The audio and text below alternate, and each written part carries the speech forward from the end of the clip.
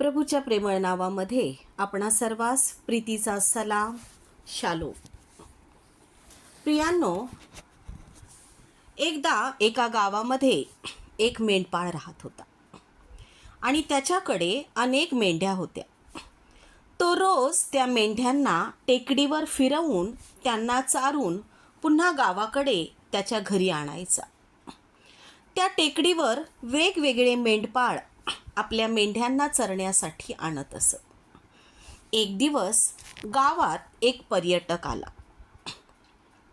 त्याने पाहिले की एकाच टेकडीवर 3 वेगवेगळे मेंढपाळ त्यांच्या मेंढ्यांना चरण्यासाठी घेऊन आले होते. सर्व मेंढ्या एकत्र मिसळून गेल्या आणि त्यामुळे कोणती मेंढी कोणाची हे ओळखणे अशक्य होतं. या पर्यटकाला अतिशय उत्सुकता वाटली. या मेंढ्या आता परत कशा जाणार? मेंढपाळ कसे ओळखणार की आपल्या मेंढ्या कोणत्या? संध्याकाळ होत आली होती आणि तेवढ्यात एक मेंढपाळ पुढे आला. त्याने एक खास विशिष्ट आवाज केला आणि काय आश्चर्य, त्या गर्दीतून फक्त त्याच्याच मेंढ्या धावत त्याच्याकडे आल्या व त्याच्या मागे चालू लागल्या. नंतर दुसऱ्याही मेंढपाळाने त्याचा एक विशिष्ट आवाज दिला आणि त्याच्याही मेंढ्या त्याच्या मागे चालू लागल्या. हे पाहून तो पर्यटक अतिशय चकित झाला. तो त्या मेंढपाळाला म्हणाला, तुमच्या मेंढ्यांनी इतक्या गोंधळात तुमचा आवाज कसा ओळखला? तेव्हा तो मेंढपाळ हसून म्हणाला, मी त्यांच्याशी दररोज बोलतो. मीच त्यांचं जीवन आहे आणि माझा आवाज त्यांच्यासाठी ओळखीचा आहे, सुरक्षिततेचा आहे. प्रियांनो, आज आपण आपलं जीवन जगत असताना आमच्या अवतीभोवती हजारो आवाज आहेत. काही लोभाचे आवाज आहेत, तर काही भीतीचे आहेत, स्वार्थाचे आहेत. पण या सर्व आवाजांमध्ये सर्वात महत्त्वाचा आवाज कोणता? तर तो आवाज आहे प्रभूचा आवाज. जर आपण योहानकृत शुभवर्तमान याचा 10वा अध्याय आणि 27वे वचन जर आपण वाचलं, माझी मेंढरे माझी वाणी ऐकतात, मी त्यांना ओळखतो व ती माझ्या मागे येतात. येशू स्वतः या ठिकाणी म्हणत आहे की माझी मेंढरे माझी वाणी ऐकतात. आणि योहान 10:3 वचनामध्ये तर तो म्हणतो, तो आपल्या मेंढरांना ज्याच्या त्याच्या नावाने हाक मारतो. येशू जेव्हा आम्हाला आमच्या नावाने हाक मारतो तेव्हा ती वाणी किंवा तो आवाज आम्हाला समजला पाहिजे. येशूची वाणी ही अतिशय प्रेमाने भरलेली आहे आणि तो शांततेने आम्हाला हाक मारतो. तो आम्हाला ओरडून आवाज देत नाही. जर आपण 23वे स्तोत्र वाचलं, आपण नेहमीच 23वे स्तोत्र म्हणतो आणि पहिलंच वचन आहे की परमेश्वर माझा मेंढपाळ आहे. खरोखर परमेश्वर आमचा मेंढपाळ आहे आणि आम्ही त्याची जर मेंढरे आहोत तर आम्ही त्याचा आवाज ओळखला पाहिजे प्रियांनो. आणि हा जो मेंढपाळ आहे तो आम्हाला शांत पाण्याजवळ नेणारा तो मेंढपाळ आहे. ही देवाची वाणी सत्याशी सुसंगत असते.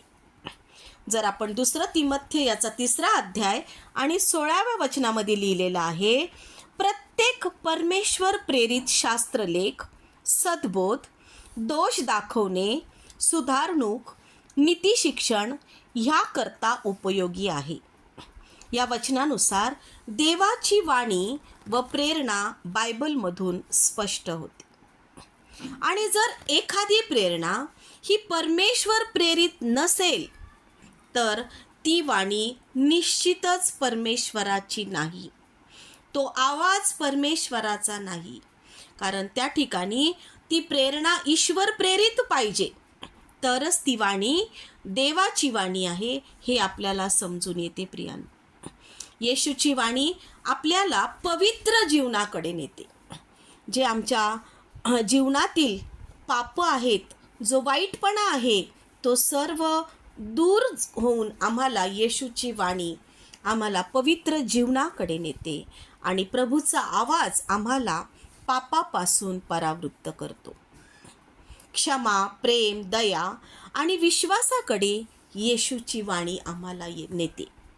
आज आम्हाला प्रभूचा आवाज ओळखायचा आहे, कारण तो प्रभूचा आवाज, ती वाणी आम्हाला क्षमा शिकवते, प्रेम शिकवते, दया करण्यास शिकवते आणि आमच्या विश्वासामध्ये ती वाणी आम्हाला वृद्धिंगत करते. प्रियांनो, मग आम्हाला हा देवाचा आवाज कसा ऐकू येणार, हा प्रश्न आम्हाला पडतो. आणि आम्हाला ही वाणी ऐकू येते ती पवित्र आत्म्याद्वारे. आमच्या अंतःकरणामध्ये ती वाणी आम्हाला ऐकू येते.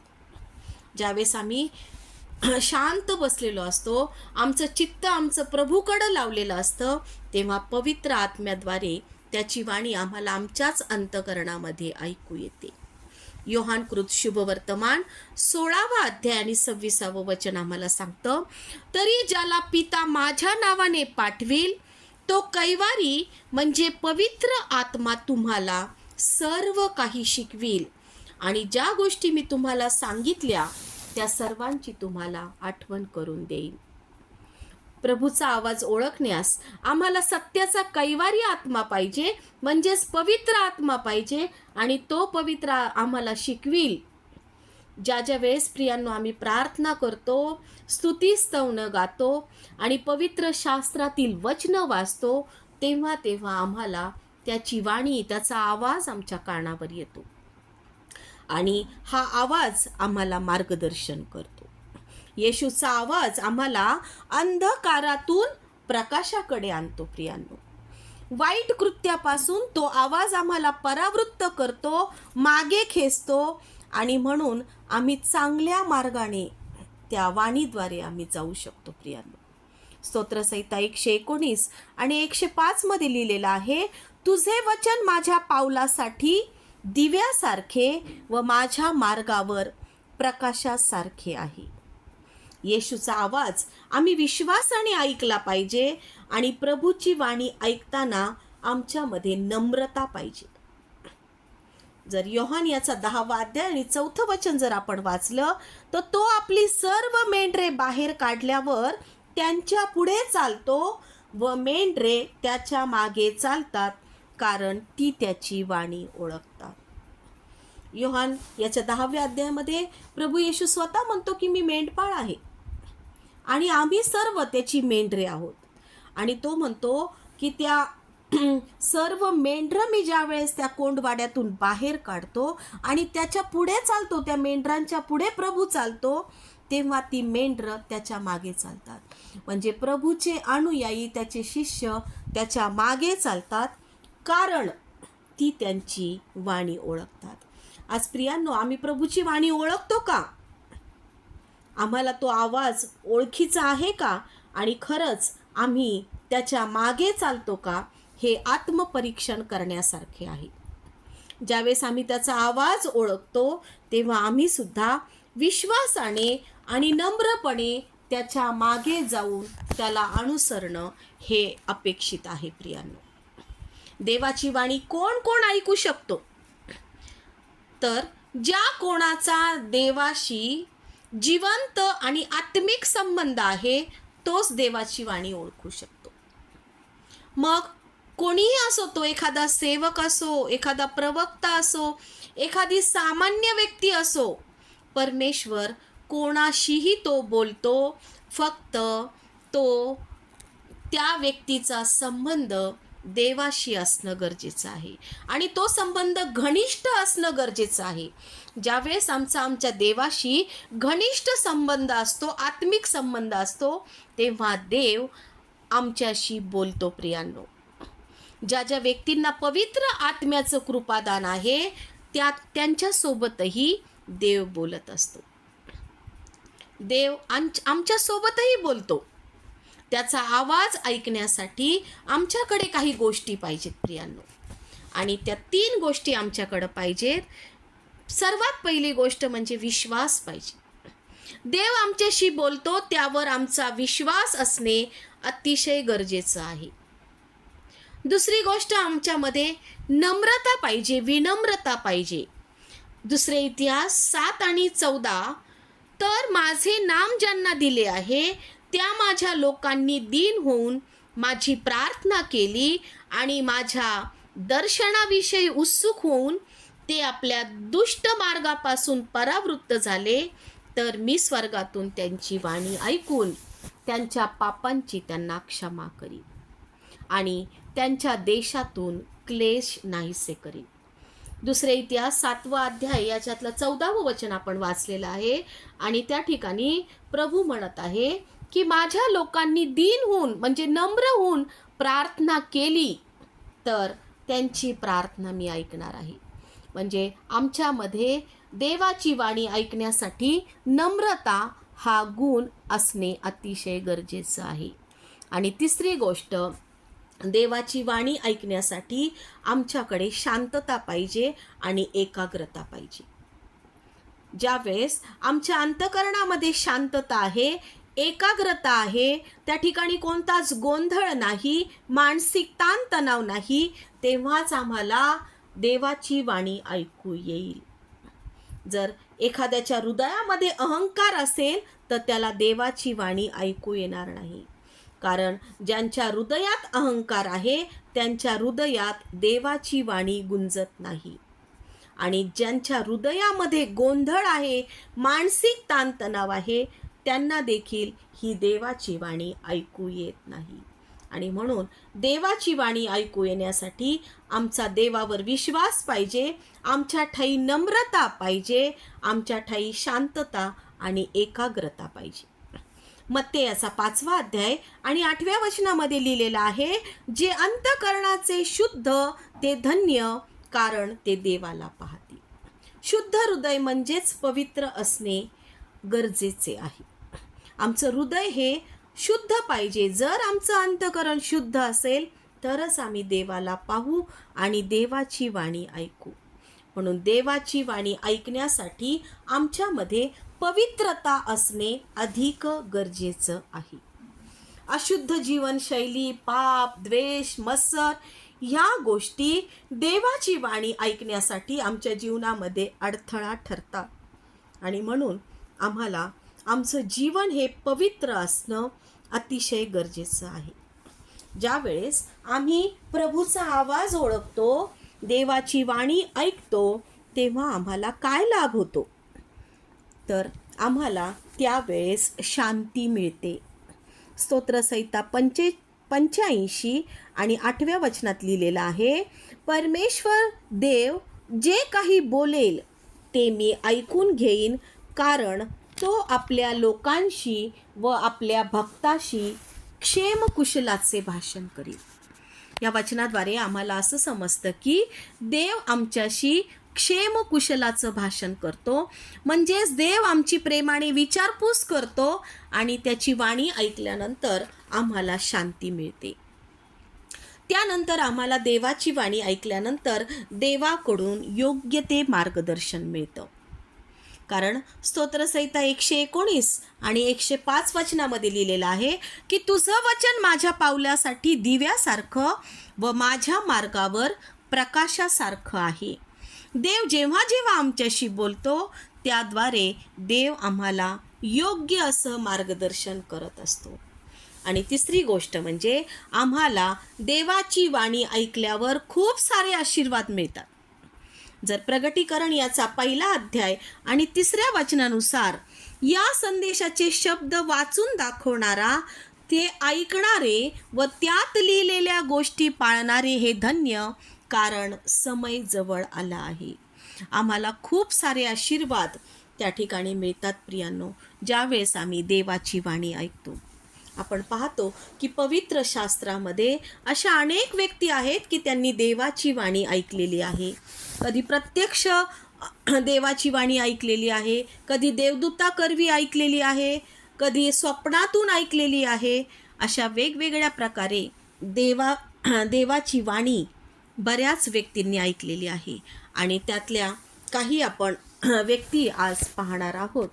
पहिला आहे नोहा. नोहाने परमेश्वराचा आवाज ऐकला. नोहा हा देवाची वाणी ऐकण्यासाठी आत्मिकदृष्ट्या सजग होता. नोहा हा अतिशय आज्ञाधारक होता, तो नीतिमान होता आणि सात्विक मनुष्य होता, आणि म्हणून नोहा देवाबरोबर चालला आणि म्हणून तो देवाची वाणी ऐकू शकला. जर उत्पत्ती याचा 6वा अध्याय आणि 13वा पासून जर आपण पुढे सर्व वचनं वाचली तर त्या ठिकाणी देव नोहाला म्हणाला, सर्व प्राण्यांचा अंत करण्याचे माझ्या मनात आले आहे. मी पृथ्वीसह त्याचा नाश करीन आणि तू आपल्यासाठी गोफेर लाकडाचे तारू कर. खूप मोठा जलप्रलय येणार होता आणि प्रभू स्वतः नोहासंगती बोलला की तू एक तारू तयार कर. आणि परमेश्वराने त्याला जसे जसे सांगितले तसे तसे त्याने नोहाने केले, ऐकले आणि खूप मोठा जलप्रलय झाला आणि नोहा आणि त्याचं कुटुंब त्यातून वाचले गेले. प्रियानो, नोहाने परमेश्वराची वाणी ऐकल्यामुळे त्याला कृपा प्राप्त झाली आणि नोहा व त्याचे संपूर्ण घराणे जलप्रलयातून वाचले. परमेश्वराशी एक नातं त्याचं निर्माण झालेलं होतं आणि नव्या जगाच्या सुरुवातीचा आधारभूत व्यक्ती तो बनलेला आहे. एक नवीन जग, त्याचा आधारभूत व्यक्ती हा नोहा बनलेला आहे प्रियांनो, कारण केवळ त्यांनी देवाची वाणी ऐकलेली आहे. दुसरं उदाहरण आपण पाहूयात अब्रामाचं. उत्पत्ती याचा 12वा अध्याय आणि 1 आणि 2 मध्ये प्रत्यक्ष संभाषण केलेलं आहे देवाने त्याच्यासोबत. परमेश्वराने अब्रामाला सांगितले, तू आपला देश, आपले नातेवाईक व आपल्या बापाचं घर सोडून मी दाखवीन त्या देशात जा. मी तुझ्यापासून मोठे राष्ट्र निर्माण करील, मी तुला आशीर्वाद देईल, तुझे नाव मोठे करीन, तू आशीर्वादित होशील. आपण आत्ताच पाहिलं की जेव्हा आम्ही देवाची वाणी ऐकतो तेव्हा आम्हाला काय काय प्राप्त होते. तर आम्हाला शांती मिळते, आपण पाहिलं आम्हाला मार्गदर्शन मिळतं आणि आम्हाला खूप सारे आशीर्वाद मिळतात. हे खूप सारे आशीर्वाद या अब्रामाला मिळालेले आहेत, कारण त्याने काय केलं, प्रभूने देवाने जसं त्याला सांगितलं की तू आपला देश सोडून, आपल्या वडिलांचं घर सोडून तू मी जाईन त्या देशामध्ये, मी दाखवीन त्या देशामध्ये तू जा आणि मी तुझ्यापासून एक मोठं राष्ट्र निर्माण करीन. आणि पुढं आपण 4थ्या वचनामध्ये पाहतो, उत्पत्ती 12:4 की परमेश्वराच्या आज्ञेप्रमाणे अब्राम निघून गेला. त्याने ताबडतोब देवाची वाणी ऐकली आणि तो निघून गेला. आणि पुढे परमेश्वराने अब्रामाला दर्शन दिले. या ठिकाणी त्याने प्रत्यक्ष संभाषण केलं आणि पुढे त्याला अब्रामाला परमेश्वराने दर्शन दिलेलं आहे. परमेश्वर त्याला म्हणाला, हा देश मी तुझ्या संतानाला देणार. परमेश्वराने त्याला दर्शन दिले आणि म्हणून त्याने त्या ठिकाणी एक वेदी बांधलेली आहे. जर आपण पुढं उत्पत्ती याचा 17व्या अध्यायामध्ये जर आपण गेलो तर तिथं अब्राम हा 99 वर्षाचा झालेला आहे आणि परमेश्वराने त्याला पुन्हा दर्शन दिले आणि त्याच्याशी करार स्थापन केला. तू राष्ट्र समूहाचा जनक होणार, यापुढे तुला अब्राम म्हणणार नाहीत तर तुला अब्राहाम असे म्हणतील, कारण मी तुला राष्ट्र समूहाचा जनक केले आहे. देवाचा आवाज त्याने ओळखला, देवाने जे त्याला सांगितलं होतं त्याप्रमाणे त्याने केलं.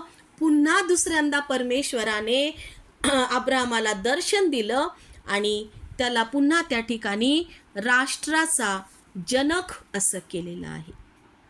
पुढे आपण उत्पत्ती 22 मध्ये जर गेलो तर परमेश्वराने अब्राहमाच्या विश्वासाची एक परीक्षा घेतलेली दिसते आणि त्या ठिकाणी परमेश्वराने पुन्हा अब्रामाला हाक मारली आणि अब्रामाला हाक मारल्याबरोबर त्याने परमेश्वराचा आवाज ओळखला आणि तो ताबडतोब म्हटला, काय आज्ञा? आणि देव त्याला म्हणाला, तुझा पुत्र एकुलता एक पुत्र इसहाक त्याचे होमार्पण कर. आणि त्याने देवाची वाणी ऐकून त्याप्रमाणे तो होमार्पणासाठी निघाला. आणि मग इसहाक विचारत होता की विस्तव आहे, लाकडं आहेत, पण होमार्पणासाठी कोकरू कोठे आहे? आणि मग अब्राम विश्वासाने म्हणाला की बाळा, देव कोकरू पाहून देईल. आणि ज्यावेळेस त्याने इसाहकाला आपल्या मुलाला वधण्यासाठी हात पुढे करून सुरा घेतला, तेव्हा परमेश्वराच्या दूताने त्याला हाक मारून म्हटले, तू आपल्या मुलावर हात चालू नकोस. उत्पत्ती 22 आणि 17व्या वचनात पुढे देवदूत त्याला म्हणत आहे, मी तुला आशीर्वादित करीन व वृद्धीच वृद्धी करून तुझी संतती आकाशातील ताऱ्या इतकी, समुद्र तिरींच्या वाळू इतकी होईल असे करील.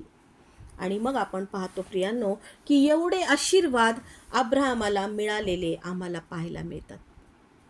देवाचा आवाज त्याने ओळखला आणि त्याप्रमाणे त्याने कृती केलेली आहे आणि म्हणून तो अतिशय आशीर्वादित असा झालेला आहे. तिसरं उदाहरण आपण पाहूयात मोशेचं. मोशेने परमेश्वराची वाणी विविध प्रकारे ऐकली. सुरुवातीला जळणाऱ्या झुडपातून तो त्याच्याशी बोलला आणि तो म्हणाला, इकडे जवळ येऊ नकोस, तू आपल्या पायातले जोडे काढ, कारण त्या जागी तू उभा आहेस ती भूमी पवित्र आहे. देवाने मोशेला पाचारण केलं आणि इस्रायल लोकांना मिस्रातून सोडवण्याची जबाबदारी त्याच्यावर दिली. आणि एवढं मोठं नेतृत्व या मोशेने केलेलं आहे. केवळ त्याने परमेश्वराची वाणी ऐकली आणि परमेश्वराची वाणी ऐकल्यामुळं इस्रायली लोकाचा नेता म्हणून तो ओळखला जात आहे. प्रियांनो, सिनाय पर्वतावर परमेश्वराने मोशेला 10 आज्ञा आणि नियम दिलेले आहेत. आज मोशे संगती देव प्रत्यक्ष बोललेला आहे. ज्यावेळेस आपण शमूवेलला पाहतो, शमूवेल हा लहान होता आणि लहान असताना परमेश्वराने त्याला हाक मारलेली आहे. शमूवेलच्या 3ऱ्या अध्यायात आपल्याला हे पाहायला मिळतं की शमूवेल लहानपणी जो याजक एली होता त्याच्या देखरेखीखाली परमेश्वराच्या मंदिरामध्ये तो सेवा करत होता. आणि एका रात्री हा शमूवेल झोपलेला असताना त्याने आवाज ऐकला आणि त्याला वाटलं की मला एली बोलावत आहे. आणि म्हणून तो उठला आणि एलीकडे गेला. एलीकडे गेल्यानंतर एली त्याला म्हणाला, मी तुला बोलावले नाही, जा झोप. पण हे पुन्हा पुन्हा 3 वेळा असे घडले आणि मग 3ऱ्यांदा एलीला समजले की ही हाक परमेश्वराची आहे. आणि मग त्याने शमूवेलाला सांगितलं की जर पुन्हा तुला असा आवाज आला तर असं म्हण, हे परमेश्वरा तुझा दास ऐकत आहे. आणि मग पुन्हा एली जाऊन झोपला आणि 4थ्यांदा परमेश्वराने पुन्हा त्याला हाक मारली, शमूवेल, शमूवेल. आणि मग शमूवेल असा आवाज कानी आल्याबरोबर ताबडतोब शमूवेल उठला आणि म्हटला, हे परमेश्वरा तुझा दास ऐकत आहे.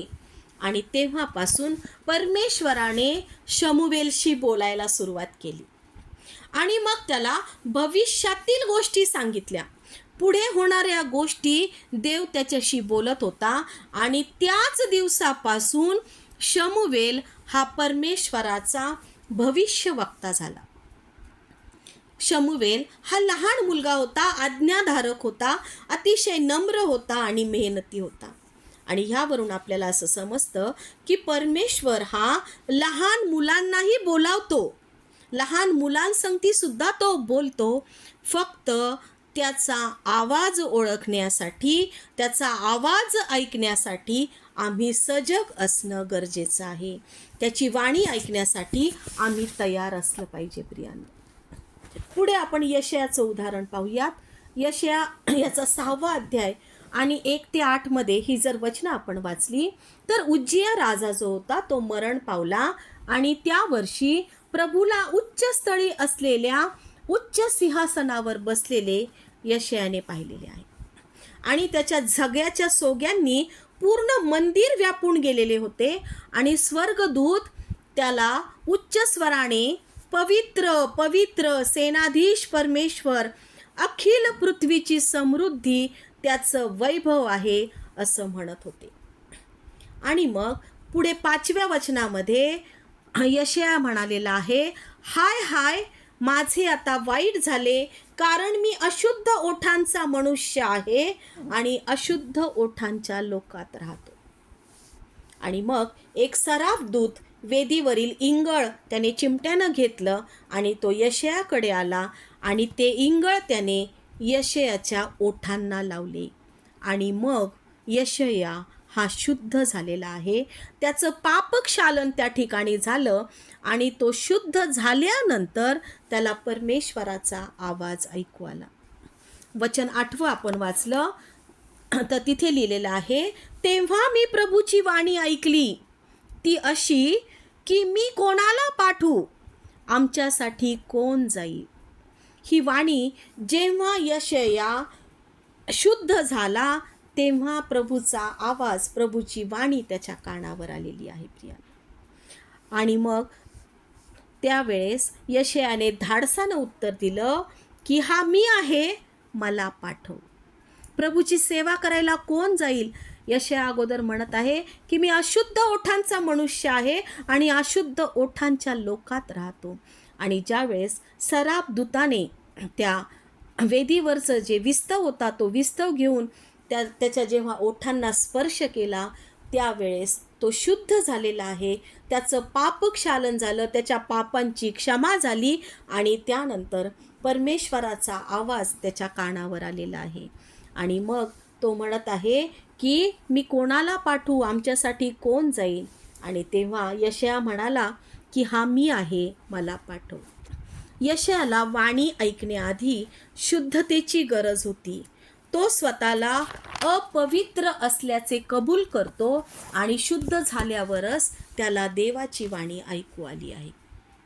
परमेश्वराची वाणी ही केवळ ऐकण्यासाठी नसते तर सेवा करण्यासाठी असते. आज आम्हाला सुद्धा देव हाक मारत आहे. परमेश्वराची वाणी आमच्या कानापर्यंत येत नाही कारण आम्ही अशुद्ध आहोत. म्हणून आम्हाला शुद्ध होणं गरजेचं आहे प्रियांनो. आणि शुद्ध झाल्यानंतर आम्हाला ती देवाची वाणी ऐकू येईल. कारण तो ज्याच्या त्याच्या नावानुसार हाक मारतो. आपण योहान याच्या 10व्या अध्यायामध्ये पाहिलेलं आहे की तो त्याच्या मेंढरांना नावाने ओळखतो. आज तो आम्हाला सुद्धा प्रियांनो आमच्या नावाने ओळखत आहे आणि म्हणून आम्हाला त्याचा आवाज ऐकण्यासाठी आम्हाला शुद्ध होणं अतिशय गरजेचं आहे. ज्याप्रमाणे यशया देवाच्या सेवेसाठी तयार झाला, आज आम्ही सुद्धा शुद्ध होऊन देवाच्या सेवेसाठी तयार होऊयात प्रियांनो. प्रभूची वाणी ओळखणं म्हणजे केवळ ऐकणं नव्हे तर ती वाणी स्वीकारून ती अनुसरून त्याच्या मागे चालणं आहे. म्हणून आज आपण परमेश्वराकडे प्रार्थना करूयात. हे देवा, माझं हृदय उघड, माझे कान उघड आणि माझा आत्मा सजग कर, जेणेकरून आम्ही तुझी वाणी ओळखू आणि शमूवेला सारखे प्रभू म्हणू की प्रभू तू बोल, तुझा दास ऐकत आहे. आणि यशयासारखं आम्ही म्हणू की हो, हा मी तयार आहे, मला पाठव. खरोखर प्रभू करो आजचं वचन तो आमच्या सर्वांसाठी आशीर्वादित करो. त्याच्या नावाला मान, सन्मान आणि गौरव युगानुयुग असो. आमेन, आमेन.